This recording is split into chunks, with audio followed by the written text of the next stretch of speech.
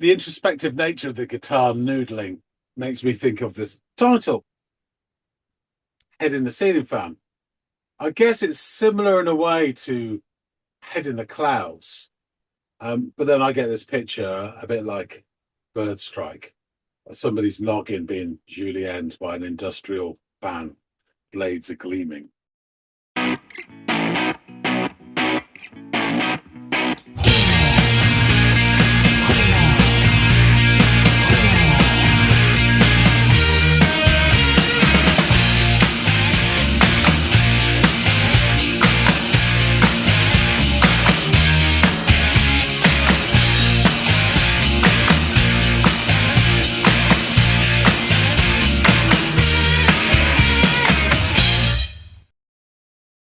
Hey everybody, and welcome to another episode of the Audiophiles. All right.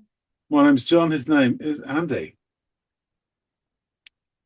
Think of all the animals you've ever heard about, like rhinoceroses and tigers, cats and mink.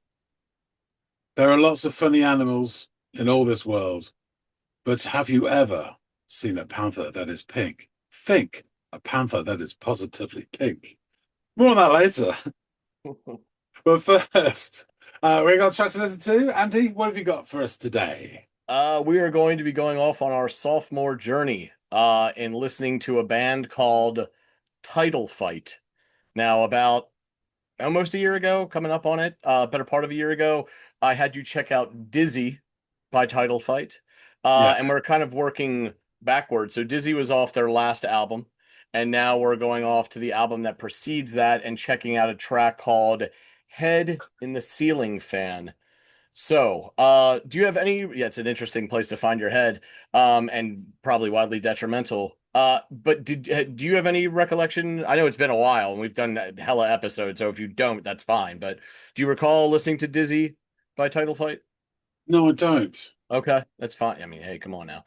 We've been at this for years, so that checks out.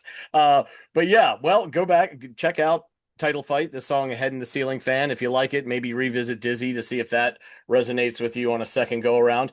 But I would be interested to hear what you have to say. So please go off, check it out, come back and let us know what your thoughts are. Well, don't.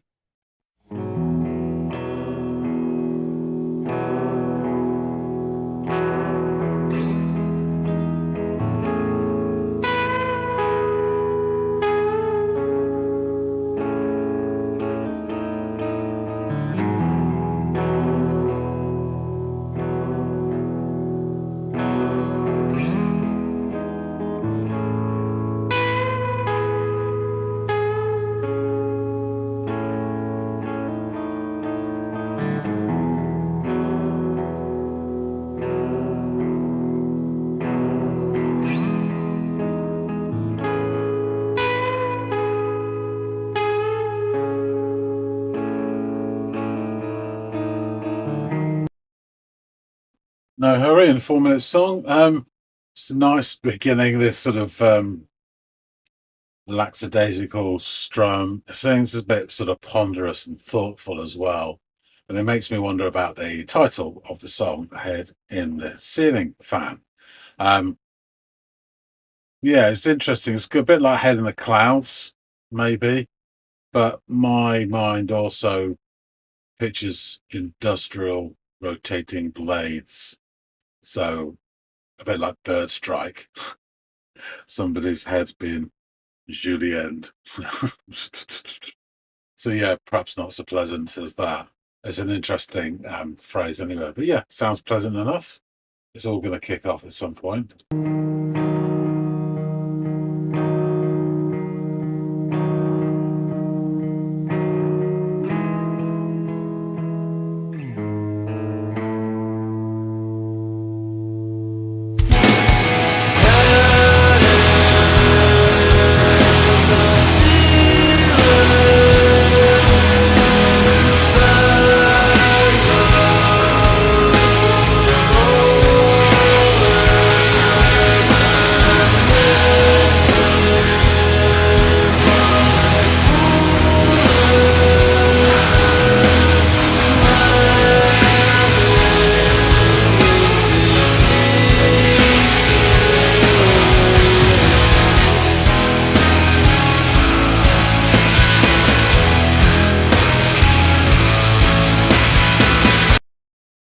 There we go. Yeah, really, yeah, really nice. I just know, I believe, could be really wrong here, but we've seen a few videos on YouTube about drumming. I think that was like a flam that when they raise it halfway up and the other one, and so it hits just one after the other, which is quite common. I didn't realize what it was until I heard it recently, but it's quite common in sort of grungy um, songs in particular, that sort of intro. Think of one in particular straight away. But yeah, so it comes in and is that sort of shoegazy sound. Um, and you can, after a few seconds, you can tell it's an American shoegazy sound, but from back in the day, not the sort of a modern one. Um, I think we discussed this loads before, but the two sort of avenues that sort of brought together shoegaze was Cocteau Twins, um, and Jesus and Mary Chain, whatever you want to argue, and then becomes, My Bloody Valentine as the influence. So you got the heavier and the lighter, which is sort of dream pop way, and this is more on that channel. Sounds great with the distortion. You get this wall of sound. It's not quite as heavy as some British counterparts in terms of that massive wall of sound. And the original guitar noodling has continued. So you get quite a nice little texture. It adds a different blend to it as well. It works really nicely. And even the vocals, which are great, they're not as ineffectual as the British ones. I could definitely hear him. I'm sure he said head in the ceiling for the first line, and there's no way you'd ever be able to, we've seen from previous reaction episodes that the vocals are just something that may or may not happen. You definitely can't get the actual words out of them normally. So yeah, it's quite a sort of lazy, stretched out vocal line that sort of runs across the music. Again, it gives a sort of like dreamy, head in the clouds sort of feel to it as well. Again, ponderous. Yeah, it's got a nice sound, and the drummer's doing a good job of brutally sort of. Thing was when you get music like this, you need something to keep it on track. And the drummer's doing a good job of pounding away and then smashing those cymbals. Always seems to go really well with this sort of music. So yeah, sounds good.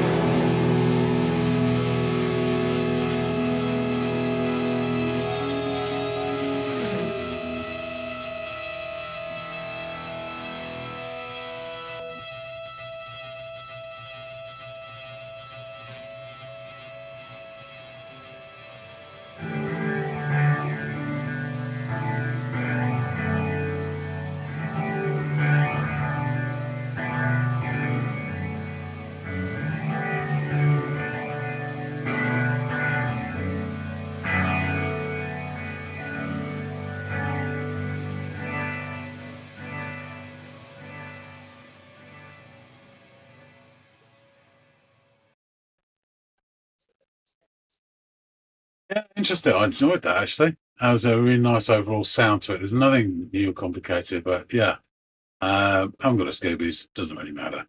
Um, yeah, I like the this sort of it was 2.5 minute mark, descended downwards. That was the most sort of grungy-ish type sound to it. It was definitely going down, and this is paused, waiting for the drums to like fall over the last few steps, when he came back singing, it was fairly the this the sort of wall of sound was just like a um, very small garden wall at this point. So you could hear him saying definitely head and ceiling, something about rolling, and then other bits and pieces, which I will try to decipher from my notes. Um, yeah, and then this sort of leftover um, sort of inertia with electrical energy sort of fizzing and slowly um, this feedback slowly dying off. And then I don't know what that other bit was, but it almost sounded like somebody in the next room had woken up. I was like, "Oh, I'll do my bit now." Now they've buggered off. It definitely sounded like it was very lo-fi recorded in the bottom of a jam jar or bucket. Um, Sometimes it's nice to have these odd little things at the beginning and end of songs. So yeah, I don't mind that at all. So yeah, this is overall is very pleasant. Bit of shoegazy that's more with the shoegaze that I remember when it hit in sort of 88, 89 and onwards. So yeah, this is a really good lesson. I enjoyed it a lot. So let's find out some more about this, what the hell they're on about, the lyrics. Let's get back and chop it up with Andy. All right, you are back. Head seems to be in good shape, kept out of the ceiling fan, I hope. What did you make of this track by Title Fight John? So we open on the trail of the lonesome strum. This single guitar, it has that sort of heels on the porch fence feel, kicking back after a full day of whatever, you know, sheep worrying or, herding immigrants into vans. I don't know, whatever they do. And the introspective nature of the guitar noodling makes me think of this title, Head in the Ceiling Fan. I guess it's similar in a way to Head in the Clouds. But then I get this picture a bit like Bird Strike, somebody's noggin being julienned by an industrial fan, blades are gleaming. Yeah. But it sort of adds to this sort of contemplative noodle of the guitar. And then just after a minute mark, there's a pregnant pause, and hey presto, we get a flam from the drums that lets in a boisterous, distorted guitars. And I only know this because recently I've been seeing on YouTube lots of little sort of drum things, so I now know what a flam is. And it's amazing how many songs, I think I said in the reaction, from a certain period of time, particularly grunge, and one song in particular that starts with a flam. There are loads of them that do or open up into that. So yeah, these boisterous, distorted guitars come in just a few seconds into this section, and this is clearly an American sounding version of shoegaze. Um, and It's the earlier, heavier version rather than the more sort of dream pop orientated Yeah. music that gets called shoegaze from later on, new gaze or whatever you want to call it. Jesus. Um, to simplify things, and we've spoken about this ad hoc before, but you could argue that shoegaze, which is stems from these shores, comes from two sources of the Nile, as it were: the ethereal Cocktail Twins and the brutalist Jesus Mary Chain. Can argue via Velvet Underground, and then they were kind of replaced along the way as a reference point by My Bloody Valentine. Right. So they're the bands, and you get some stemming off then sounding more one than the other. The stuff although I was a big fan of Cocktail Twins, the shoegaze I was listening to was the heavier, more distorted, more brain numbing stuff that you meant you couldn't hear properly for 3 days afterwards. Wonderful, wonderful times. So here the vocals come in, and although pretty ineffectual, as is, per shoegaze, um, yeah, pretty ineffectual as a message delivery system. They are comparatively, and I use the word comparatively, more emboldened than the transatlantic counterparts. I reckon that I definitely hear something about head in the ceiling in the first line. Now, if this was sung by a British band, there's no way I'd got the syllables, let alone words. Which is so we know that compared to previous shoegaze tracks we listened to, both contemporary and from the past, this is positively loquacious in comparison.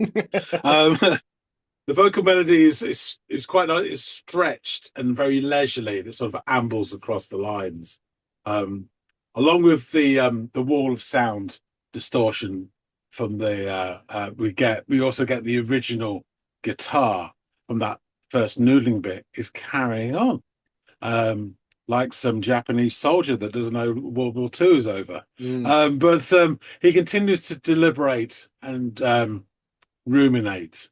And this really adds some pleasant texture and quite welcome sonic distinction to the otherwise soup of noise. So it sounds really nice actually. You do get that occasionally. You get this very clear guitar coming through all the sort of the fuzz and murk. But it works really well in this case. I enjoyed it. The drummer was also doing his best to sort of delineate the music with some proper strong arm pounding and cymbal assault and battery. And I do like it when it goes all metalwork, and it tends to work well with the big fuzzy guitars. There's something about it, the two of them is like strawberries and cream. It just really works well. Um, this continues, and obviously our story continues. I don't know what's said, but no chance. And then there's a descending motive around the 2.5 minute point. It goes down and down and down, and it kind of pauses at the bottom of the stairs, waiting for the drums to catch up, and they pratfall the last three steps. And this bit feels the most grungy of all of the song, and the little following bit as well. But then you have that sort of more American um, influence coming in at this point. So back come the vocals, but without much guitar interference, so we can clearly hear him sing "Head in the Ceiling." Um, Accompanied by, it seems, one of those drumming monkey toys that needs winding up a few more times. It's this really sort of like child with it's like that. It's great, but it's funny as hell. Then something goes rolling in the lyrics, I mean, and missing bullets like slamming into. The best I got was disc, but there was some other bit to it, so it's definitely wrong. Um, but yeah, really interesting. I'm sure he means whatever he's singing. Um, but the sheer electrical energy of all the instruments sort of takes over at this point, and it sort of fuzzes and pops and fizzles away in the gentlest of feedback fades. And then we are treated. I wasn't sure whether this was a preview peek of another track. I don't really know, or somebody in the next studio has just woken up and go, "Oh, he's had his turn. Right, I've got mine now," and it starts playing. Either way, it's clearly been recorded in a dictaphone at the bottom of a bucket, very lo-fi, and then we're done. Yeah, I thoroughly enjoyed this. I thought this was great sounding. It didn't break the mold or anything, but I think it's an interesting take on shoegaze, and we can talk ad infinitum what I think shoegaze is and what you think shoegaze is, and America thinks, and what same with emo and all that. There's same with our language. It's a joint language, which is buggered by the other people. No, I'm joking. But there's this really is the body of this is more what I would associate with British shoegaze from 1990. but it's got American elements to it as well, which makes it interesting and not a direct copy or facsimile. Um, it's just a great overall sound to this as well. And I really, despite them, it's a 4 minute song. They take a minute to get started, and then the sort of fade out and demo is another 40 seconds. So it's only like a 2.5 minute song, really. Mhm. But despite that, I actually really like the build up at the start of the noodling, and the fact that the noodling continues under all this sort of electrical storm is really nice as well. So yeah, I thoroughly enjoy this. Excellent, man. I'm really, really glad you did. This song is great. This album is great. It's one of those ones where it is one of my favorite albums from the 2000s, and yet I find it to be or really I should say the 2010s. Uh, but it's also wildly underrated at the same time, even though I'm saying it's one of the best because plenty of certain people have talked about ad nauseum about how good this album is, but it still flies a bit under the radar because it's obviously not mainstream in in the ways that some of the other albums that came out like To Pimp a Butterfly from Kendrick Lamar or other artists who had huge albums in that period. This didn't reach the level of popularity. Go on. I saw it on YouTube just yesterday, I think it was, one of the shorts, and there's that guy who's everywhere reviewing stuff, and I agree with him probably 3 times out of 10. Mm. Anthony something or other, and he's Oh, always doing stuff. Fantano or whatever. Yeah, Yeah, yeah, yeah, yeah, we yeah. mentioned him a couple times here on the He channel. can be a credible arsehole about stuff, Yeah. but Yeah. sometimes it's all right. And he would copied a Pitchfork had done like some anniversary, and it was like the best albums from each year or whatever. I forget, and it was like a football tournament. So you had the Yeah. bands that face off each other and go there. Exactly. Yeah. Yeah. And OK Computer didn't make the didn't make the final, and it was To Pimp a Butterfly that won. Oh Oh wow. yeah, and it was against Daft Punk Discovery. Oh wow. Wow. I can't Yeah. believe. And it was live voting on the stream. So the Oh people who were watching them were voting live. I It must have been quite late at night, yeah. you know, Yeah. because OK Computer do make the unbelievable. And I don't mind it, but To Pin Butterfly is not the be all and end all for me. But anyway, No. No. And you know what? I really enjoy that album. I don't know if I would put it in the top 10 of anything, but that I guess the only reason I cite that album is because it doesn't even fucking sound like what we're talking about here. But just albums that came out around that time that got sure. so much love, that was one of them. This one did, but only in certain circles. But it's far more niche than rap music is. You know what I mean? At this point in 2020 or 2010 and beyond. So in that regard, it makes sense. I just think it's a bit criminal because of how good this album really is. But If they'd have gone down the route of the more standardized American shoegaze, which leans into that dream pop more heavily, it probably would have then risen more in people's sort of, attention, but yeah.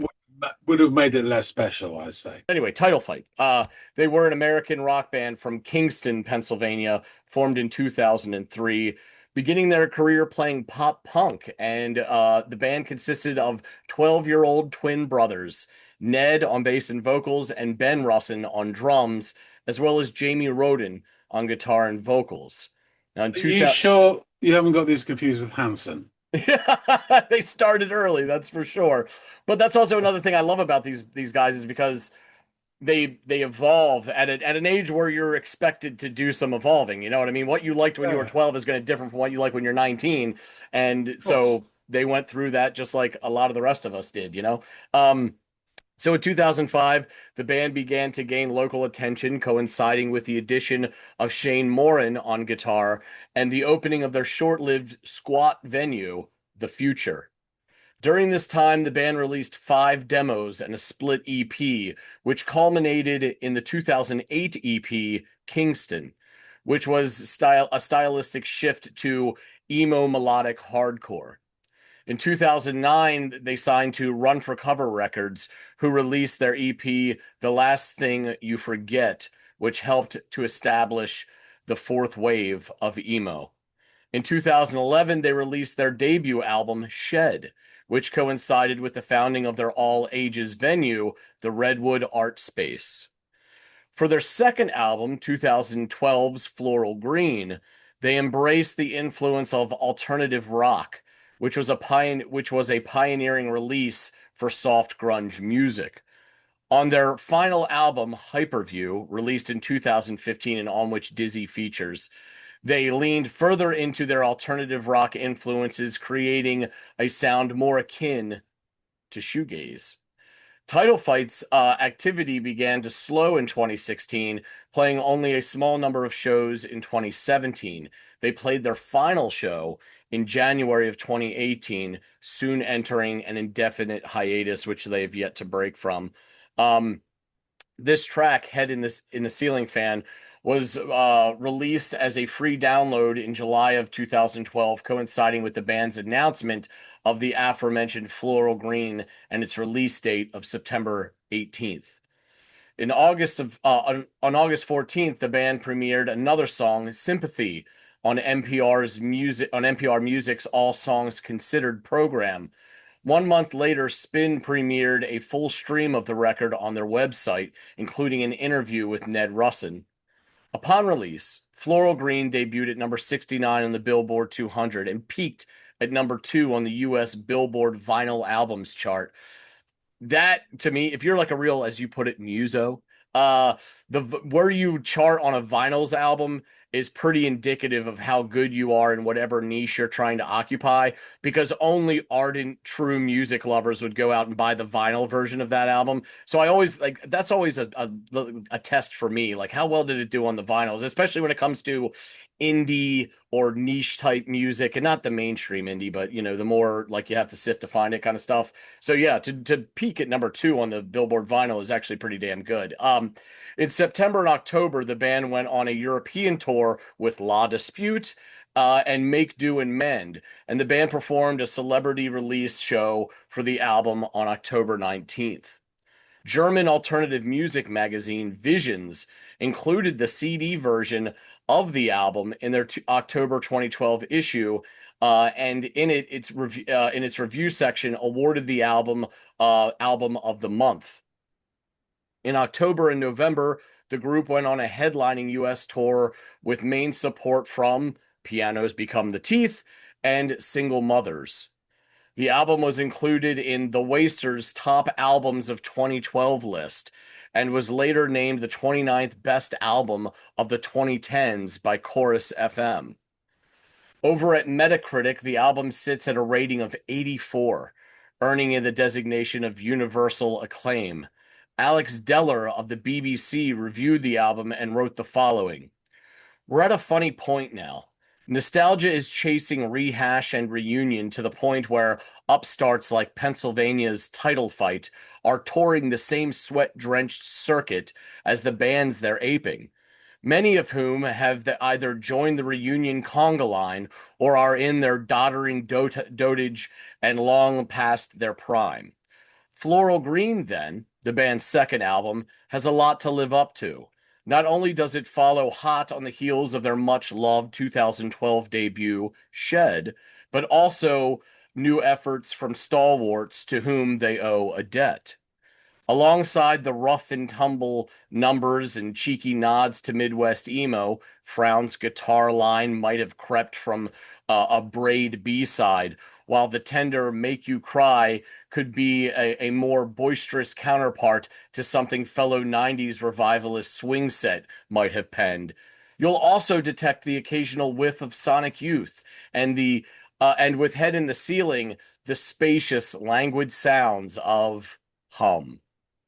During Sympathy, Ned Russin hoarsely admits, "I just want to be interesting," and you have to hand it to him.